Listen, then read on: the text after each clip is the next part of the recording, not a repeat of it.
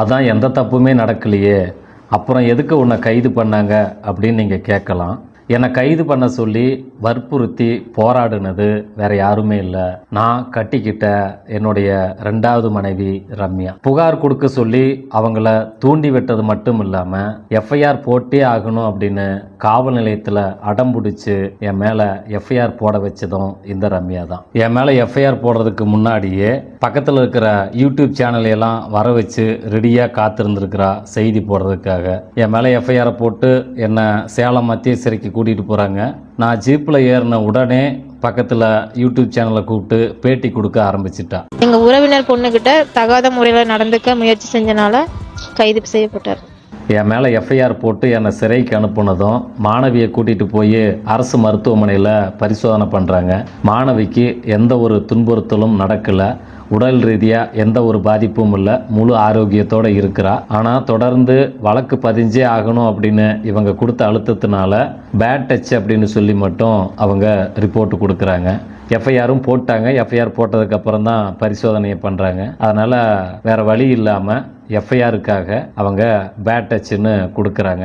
என்னை கைது பண்ணுறதுக்கு முன்னாடியே ரம்யா காவல் நிலையத்தில் தான் இருந்தா. என் மேலே எஃப்ஐஆர் போடும்போதும் கூடவே இருந்தா.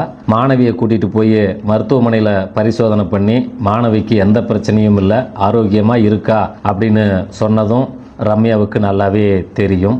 அப்படி தெரிஞ்சிருந்தும் எதுக்காக மாணவி 8 மாதம் கர்ப்பமாக இருந்தா அப்படிங்கிற ஒரு பொய்யான தகவலை தொடர்ந்து ஊடகங்கள் மூலமாக இவ பரப்பிக்கிட்டே இருந்தா.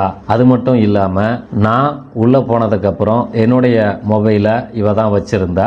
மொபைலுக்கு வர ஒவ்வொரு காலையும் அட்டன் பண்ணி இதையே தான் சொல்லிக்கிட்டு இருந்திருக்கா, மாணவி 8 மாதம் கர்ப்பமாக இருக்கா அப்படின்னு. என்னோட சொந்தக்காரங்க, நண்பர்கள், இங்கே சேனலை ஃபாலோ பண்ணுறவங்க, இப்படி நிறைய பேர் நமக்கு ஃபோன் பண்ணியிருக்காங்க. எல்லாத்துக்கிட்டையும் இவ இதே பதிலை தான் சொல்லியிருக்கா.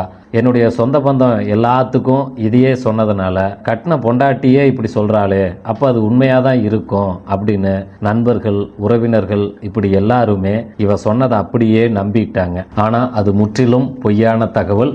அப்படி எதுவும் நடக்கலை. மருத்துவமனையில் பரிசோதனை பண்ணி மாணவிக்கு எந்த பிரச்சனையும் இல்லை அப்படின்னு மருத்துவமனையே ரிப்போர்ட் கொடுத்துருக்காங்க.